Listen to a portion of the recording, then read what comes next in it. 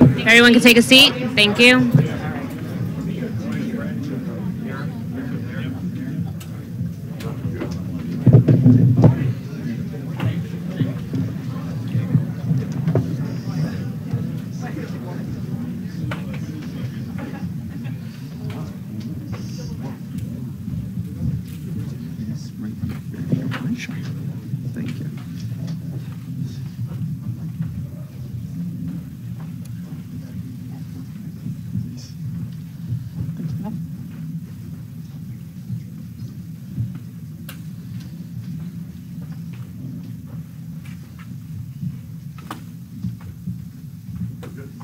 We're good? Okay. Good morning, everybody. My name is Simone Daniker. I am a lifelong resident of Union Beach for over 45 years. I was raised on Brook Ave, where my mother and father owned a home, until I moved 3 blocks away from there with my husband, where we started our family. The message I would like to share today is simple and clear. Climate change is real. And for those who do not believe in climate change, I urge you to listen to the story I'm about to tell you. The message: on October 2012, Superstorm Sandy affected 24 states throughout our nation, including the residents of Union Beach. My husband and I spent that day debating whether or not we would leave our home or if we were to weather the storm and stay. Ultimately, we decided to stay, but that did not last for very long. It was around 6 p.m. when my son came in and informed us that the water had already surrounded our streets. At that point, we decided to pack up whatever we could and headed out to safer ground. By the time we reached our truck, the water had risen and was now up to our front door. What were we to do? My son drove one truck. My husband drove our other. We carried out the dog, some belongings, wished our neighbors luck, and hit the road. Along the way, we drove by a mother, a husband, and a child who were waist deep in water on the main road. As a mother, the last thing I ever hope to see is one of my children in danger. We helped that family into our truck and drove them over to the local school. But when we arrived at the school, it was already flooded. So the next best option was the firehouse, which had not been damaged at that point, and gracefully they took them in. My family and I then headed to Aberdeen, where we spent the night with friends. As the night went on, we didn't sleep. We thought about what was happening in our town, and we did not eat or drink. I could not get the image of the rushing water out of my head as we left town. I could not help but think of the family we dropped off at the firehouse and their potential future ahead. The first time we remodeled our home, it took 4 months. The second time, it took 1.5 years. Imagine not having a place to call home, a place to sit around the table with your kids, or a place to simply relax after a long day's work. 6 years later, here we are. My family has finally returned to our home safe and sound, thanks to volunteers like Harry Pengamin, the undocumented Indonesian immigrant who took sanctuary from ICE agents. He lent a big helping hand. When no one else was available to help, he stood by my husband's side and supplied materials for our home so we could get back in. I am envious of those of you who have never had to deal with the realities of climate change or an experience such as the one my family has gone through, as well as our town. We must make a commitment to families across New Jersey and take a stand against climate change. Governor Murphy understands the threat and impact of the climate change. His actions here today are actions that I believe will help bring New Jersey back to the right environmental track. Thank you for implementing common sense solutions to fight carbon pollution and pledging to make New Jersey cleaner and greener. I am now proud to introduce to you Governor Phil Murphy.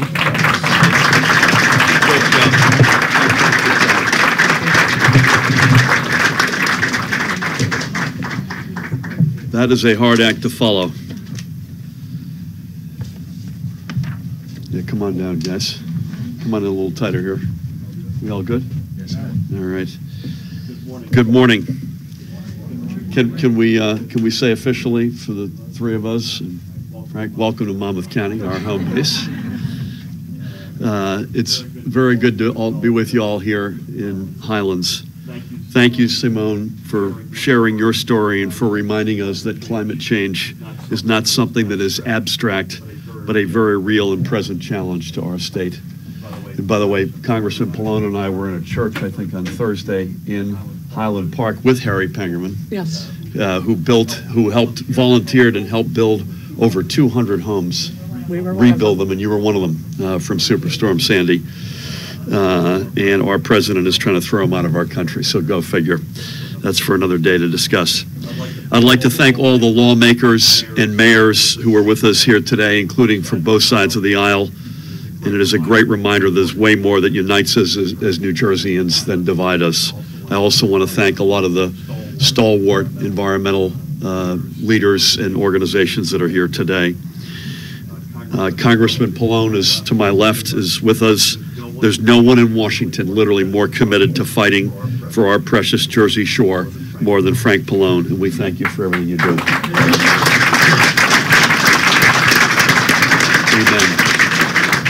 I want to recognize our friends Senator Bob Smith and Assemblyman Tim Eustace, who came in, who are leaders in environmental causes in respectively the Senate and the General Assembly. They are with us today. They're going to say a few words in a few moments, but I can't thank them enough for being with us and for all the work you do in leadership. Assemblyman John McKeon wanted to be with us today, could not. We're in the 13th legislative district, but Vin Gopal stepped over the line. So, Senator, it's good to have you here as well. As I say, a whole passel of mayors and local officials, and it means a lot that you're here. Catherine McCabe is not here, who's our next commissioner of the Department of Environmental Protection. She is acting at the moment, and God willing will be confirmed sooner than later by the Senate, is an environmental leader, not just in this part of the country, but has led the EPA nationally for a period, an interregnum period between President Obama's administration. Hard to believe that's just a little over a year ago, by the way, and the current administration. And Joe Fiordaliso, the next president of the Board of Public Utilities. Joe, please stand up and take a bow. Joe, it's an honor to have you with us today, and thank you for your leadership. The effort we're starting today, and I think this gives you some sense of it, is a team game, and this is a great team here this morning. 5 years and 3 months ago today, I'm told, Superstorm Sandy hit New Jersey literally to the day. Communities up and down our coastline, bayshore and beachfront alike, were left in devastation, and Simone gave you some flavor of that, very real flavor.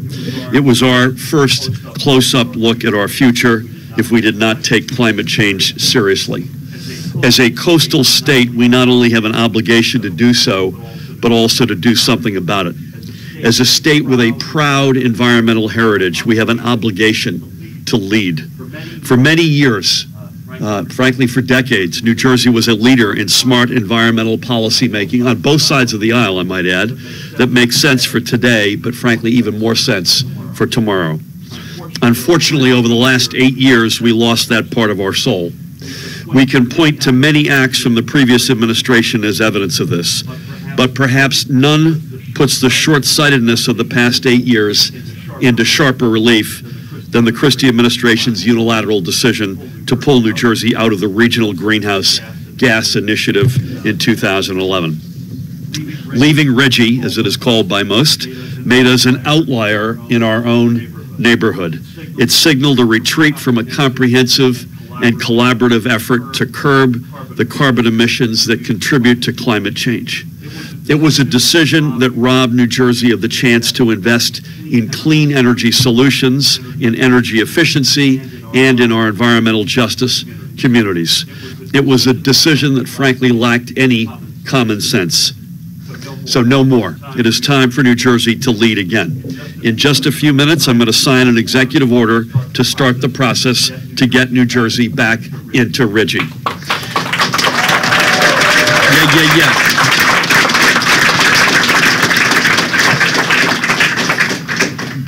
Rejoining RGGI is about much more than cutting emissions and strengthening our defense against climate change, although it is that. It's about investing in our future. It's about creating a New Jersey that is made stronger by creating new jobs in clean energy fields and fairer by ensuring all communities share in the benefits. Since we pulled out of RGGI, we have left, according to one estimate, $279 million in potential carbon auction proceeds on the table. This is money that we could have used to invest in community solar projects in underserved neighborhoods, or in electrification and emissions reduction at our ports. It could have gone to launching an offshore wind energy program. It could have gone to community-based energy efficiency improvements for homeowners and at schools. Quite frankly, it's $279 million we don't have to try to change our future for the better. Unless we do more, the question isn't whether or not we'll see another superstorm like Sandy, but simply a question of when. As the densest state in the nation, we can ill afford to keep our heads in the sand when it comes to climate change. Environmental impacts here are not contained. They are felt along the broad swaths of our state. Sandy's impacts were felt in virtually every community. At a time when President Trump is trying to open up our coast for fossil fuel exploration, we must have the ability to fight back with smarter, forward-thinking solutions. Solutions that begin with recognizing that climate change is real and it is a real threat to our state. I look forward to working closely with Commissioner McCabe, President Fiordaliso, to have our reentry into RGGI completed as quickly and efficiently as possible. And I also pledge to work with them to create the framework for ensuring we invest our future auction proceeds the right way for the greatest possible benefit of our state. And needless to say, I look forward to working with the legislative leadership, in particular those who have been fighting the fight for our environment for so many years, such as Senator Smith and Assemblyman Eustace. We cannot fight climate change alone. Continuing to do nothing is not an option. In working with our fellow states, however, we can make an impact. It is now my great honor to introduce somebody who's taught me a whole lot about sustainability and who is a leader in our administration's clean energy efforts. I know her very well, First Lady Tammy Snyder Murphy.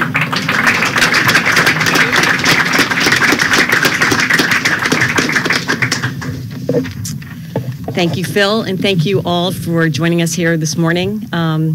As a point of personal privilege with Phil, I would like to give a shout out to, I believe, the youngest environmental activist in the room, and that would be our daughter, Emma Murphy, who's back here.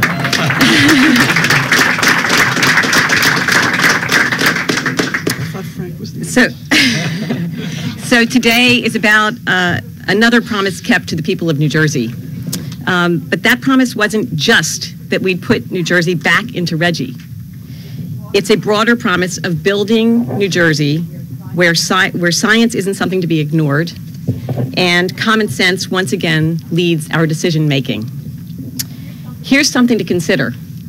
In 2015 alone, RGGI states invested from their auction proceeds a combined total of $410 million in energy efficiency programs, clean energy production, and direct assistance to residents.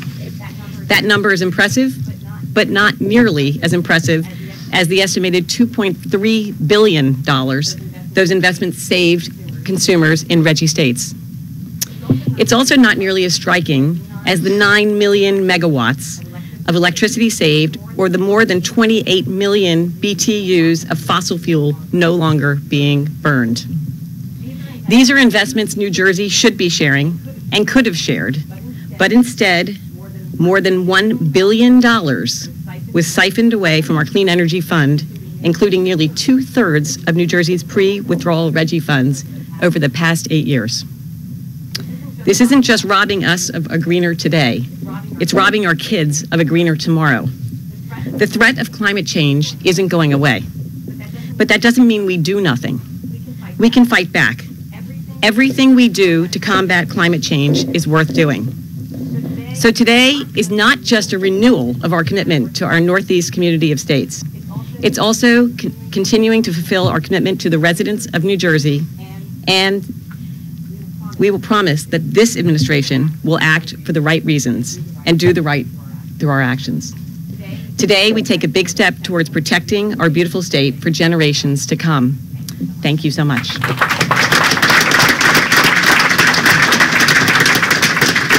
I'd like to invite Congressman Frank Pallone, a champion for all of us. Thank you, Governor. Let me thank Governor Murphy and Tammy Murphy for their leadership, and also, as Tammy said, for fighting back, because that's what this is all about. During the course of the campaign, they both said that New Jersey had to get back to the point where it was a leader on the environment and so many other issues, that we were the progressive state that was taking the leadership role, and that's what I think is happening today. So that's why this is such a wonderful day.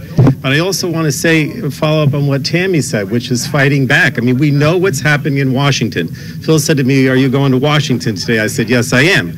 And we're going to hear the State of the Union tomorrow. But what we continue to hear from the Trump administration is tearing down environmental protection, whether it's the offshore drilling that they're now proposing, or the repeated efforts to withdraw from the Paris Agreement, to basically get rid of and revoke the Clean Power Plan. I mean, these are all things that are happening at the federal level, and when a governor like Phil Murphy says we're going to change that or we're going to fight back, the states can play a major role. I mean, that's the bottom line. Right now, we're depending on the states and the towns to do things to try to achieve our climate goals, because we know that the federal government simply will not do it. So I just want to thank them for that. And it's so important here in New Jersey, too, as was mentioned in our first person who spoke from Union Beach. We know what happens with these increasing and more powerful storms. We saw it with Sandy. We know what happens if the sea level rises and the threats to our coastal communities. One of the things I want to say is we see a lot of both Democrat and Republican mayors and members of the council from the Bay Shore and Atlantic Coast towns, because this is a bipartisan issue in New Jersey. It is not Democrats. There are just as many Republicans here today as elected officials. And so I want to thank them. And lastly, I also want to say, and I know Tammy hinted at it as well, which is this is also an economic issue. Phil mentioned during the course of the campaign that if we move towards clean energy, whether it's solar or it's wind power, that is an economic booster that's incredible in terms of creating jobs and possibly new manufacturing opportunities. So this is a win-win in terms of jobs as well as the environment. So thank you for this wonderful day. Thank you, Frank. Great to have you here. We'd love to have a word from Senator Smith and then Assemblyman Eustace, and then we'll take a few questions and fire up the executive order. So this press conference is a breath of fresh air, literally and figuratively. We've been fighting the fight for the last 8 years with an administration that just had absolutely no clue. We've lost hundreds of millions of dollars, as Tammy Murphy pointed out. We've also lost thousands and thousands of jobs. And the way that we knew that is that there have been independent studies of the impact of RGGI on all of the surrounding states that participated. So it was a huge shame on us. So it's a pleasure to be with an administration and have the leadership of perhaps the greenest governor in America. I think that's the way it's looking right now, Governor Murphy.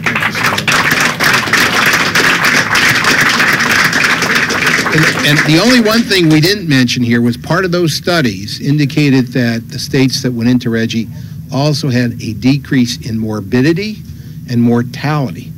Less people die of and have aggravated symptoms due to air pollution because there's less of the fossil fuel products in the air. So I just wanted to mention two legislative things. First, we have a bill working through the legislature that says rejoin RGGI, and you, thank God, are doing it today with your executive order, but we still need you to sign the bill, because the mistake we made 11 years ago was to pass a RGGI bill that said only the governor put us into RGGI. And that was the basis for Christie to pull the plug. So the bill says that you need the concurrence of the legislature, which will make RGGI even stronger in the state of New Jersey. And then secondly, if you look at the governor's press statement and his words at the podium, he's talking about the proper allocation of RGGI receipts to make New Jersey greener and cleaner. And I'd just like to state for the record, we think you're spot on. And we pledge to work with the administration to make sure those economic priorities are met. So, Governor, congratulations.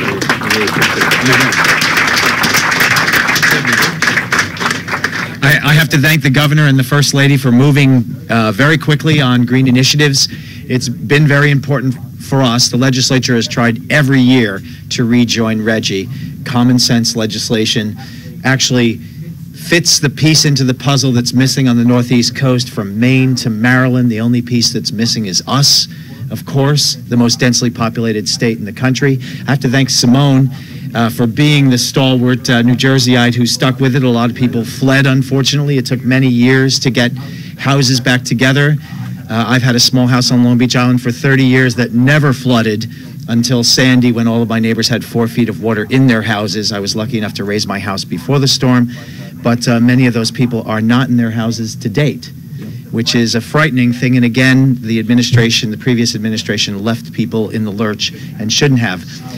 One of the things the First Lady pointed out is the economic drivers. We have billions of dollars in fishing and tourism that we count on. So RGGI gets us back into the game, and as Senator Smith alluded to, we're going to work legislatively to try and protect our coast. You know, the drilling has to be stopped before they even drop anything into the water. So we continue with our good fight. We finally have a governor that's back where we need to be. We were leaders. We fell behind. We'll be back ahead. Thank you so much, Governor Murphy and First Lady Tammy. This is the way we need to go. All right, man. Should we do questions now? Take a couple of questions before we sign up. Is that all right? Who's asking? Sorry, Ryan? Hey. I noticed the Senate President is in the air, and I think he's sponsoring legislation that Senator Smith just described. I wonder if he was invited, and if not, why? I'm sure. We always give everybody a heads up. He was with me at Trenton at the end of the week for a gun piece of legislation. I mentioned in particular, it's a treat to have these folks here. We also wanted to acknowledge, if I didn't acknowledge John McKeon, Assemblyman John McKeon, who's been a leader who couldn't be here. But the Senate President and his team and our team are talking all the time, and I am with them a lot. So who else? Can I just follow up with the it seems like you kind of had a rocky relationship policy-wise, right? He's kind of disagreeing with you on taxes. Me last week, he doesn't see taxes as anything they can do. Taxes being paid to the state. I'm tempted to give you a Bill Belichick answer and say you guys talk a lot about that. He and his team and our team talk all the time, and we have enormous overlap in how we see things. Governor, Michael. Would you explain what role you established for your wife in the area of the environment? I think we read that that's going to be a focus of hers. It is absolutely a focus. May I speak for you or not? This is always dangerous, Michael. So you're walking me into a trap here. Good Lord! Can't you ask me a simple question? As Tammy did for the United States government when I was U.S. Ambassador in Germany, she spent virtually her whole professional side of her life working for our government on the House, as it were, and she's planning on doing the same thing for us. She has a number, she describes herself as a generalist, which I think is right, but she's got a number of particular areas of passion: women and girls, education, and the environment. She's a charter member of the Climate Reality Project Board, which is Al Gore's environmental organization, which has done extraordinary work. And she's just a great voice and a great teammate in all those and many more interests that we have. Please. Governor, my name is Tom Fratelli. I'm the mayor of Homedale Township. I know, Tom. Nice to see you, man. To follow up to the gentleman's question, a little advice. I really want to warm up to Steve Sweeney. Maybe he's supporting the Eagles. Let me just let you in on a secret. You ready for this? And you should ask Steve yourself. He's a Packers fan. Go ask him yourself. But thank you, Mayor. I appreciate that. Always looking for good football advice. Yeah, this is going to be a rough week for me. I accept that. Thank you all so much for coming out. And again, I thank everyone who's spoken and those who are with us today, the mayors, council, elected officials, environmental advocates. It means a lot to have you all here. And by the way, this is the only time I've ever been in this building when I wasn't catching a ferry. I just want to say that.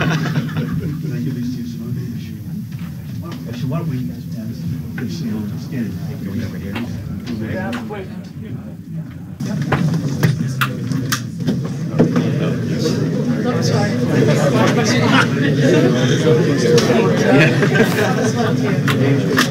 here?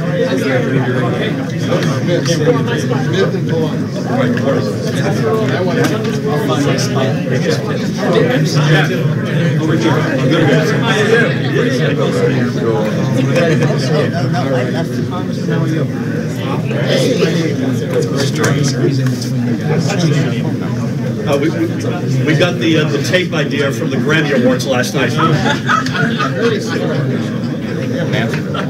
That's not quite true, but it sounds good. Right. Right? It sounds very good. Okay, here we go. So, all right. Have to chime out the. Okay, we got 12 here. You ready? Simone, let there be no doubt you deserve pen number 1. All right, God bless you and everything you've put up with. Frank, please take this to Washington with you. Keep this in mind.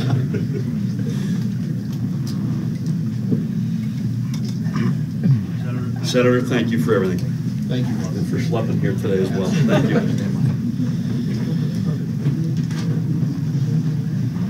I got to learn how to do these in script, I realize, which I'm not done. Atlantic Highlands Mayor. Rhonda, you here? Yes, sir. Where are you? Over your shoulder. Good to see you. Thank you again for being here. Tim, you get the dot. You here? Yes, sir. Love you, buddy. I hope I have enough here. Union Beach Mayor Smith, where are you, man?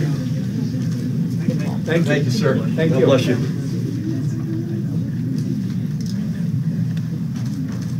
Doug O'Malley, I know, is here. You up here, Doug? Congratulations. All right.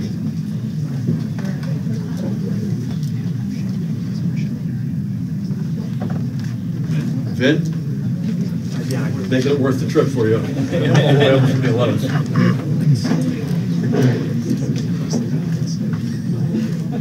Fred, I see you back there. Here. Love you, buddy. God bless you. I think we're going to need some more pens here, guys. Do we have more pens? Thank you. Thank you so much. Ed, put this here. Ed, where are you, buddy? Congratulations. Well done.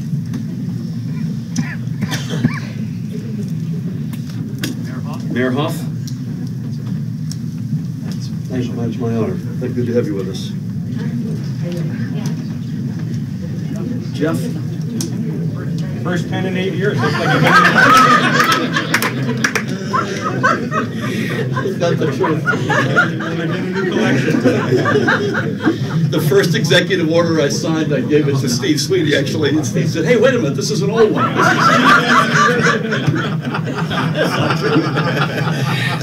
Amy, congratulations. Thank you, everybody. Thank you, everybody. Appreciate you coming out.